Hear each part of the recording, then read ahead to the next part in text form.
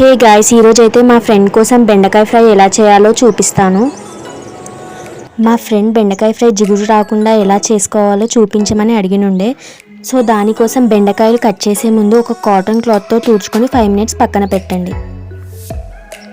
Next oil వేసుకొని దాంట్లో జీలకర్ర, ఆవాలు, శనగపప్పు, చిన్నగా కట్ చేసుకున్న వెల్లుల్లి, నెక్స్ట్ ఎండుమిర్చి అండ్ కరివేపాకు వేసుకొని వేయించుకోండి. దాంట్లోకి ఒక మీడియం సైజ్ ఆనియన్ చిన్నగా కట్ చేసుకొని వేసుకోండి. ఆనియన్ లైట్ బ్రౌన్ కలర్ వచ్చే వరకు వేయించుకోండి. దీంట్లోకి కట్ చేసుకున్న బెండకాయలను అయితే యాడ్ చేసుకోండి.